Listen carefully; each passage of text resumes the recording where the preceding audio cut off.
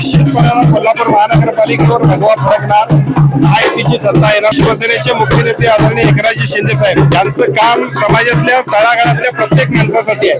नाराज कार्यकर्ते हे आमचेच आहेत, ते आम्हा सगळ्यांचे सहकारी आहेत. त्यामुळे एका बाजूला त्यांना समजून सांगणं, भविष्यात त्यांनाही चांगल्या पद्धतीच्या संधी देणं, यासाठी सगळेच पक्षाचे प्रमुख नेते पदाधिकारी काम करत आहेत.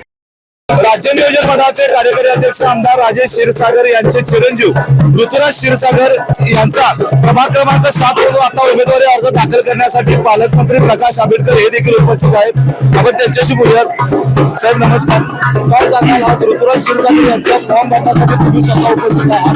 कोल्हापूर महानगरपालिकेवर भगवा फडकेल असं वाटतं? निश्चितपणे कोल्हापूर महानगरपालिकेवर भगवा फडकणार.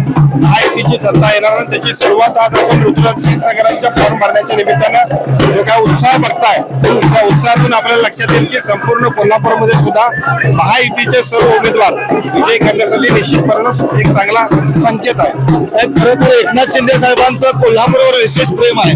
त्यांचा आश्वासा जो चेहरा आहे, त्या चेहऱ्याचा इम्पॅक्ट काय कोल्हापूरवर होईल? निश्चितच महाराष्ट्राचे उपमुख्यमंत्री शिवसेनेचे मुख्य नेते आदरणीय एकनाथजी शिंदे साहेब यांचं काम समाजातल्या तळागाळातल्या प्रत्येक माणसासाठी आहे. आणि तेच काम निश्चित या प्रत्येक माणसाला जे अपिलिंग होते त्याचा रिझल्ट कोल्हापूरच्या एकूण निवडणुकीमध्ये सुद्धा होणार आहे.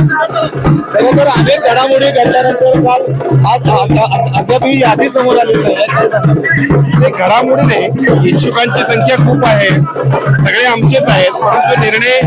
परंतु निर्णायक भूमिका घेऊन त्याचं डिक्लेरेशन व्हायचं होतं. औपचारिकता बाकी आहे. बाकी सगळ्या प्रक्रिया प्रमुख नेते पदाधिकारी कार्यकर्ते यांच्या समन्वयाने झालेल्या आहेत. नाराजी कशी दूर करणार आहे?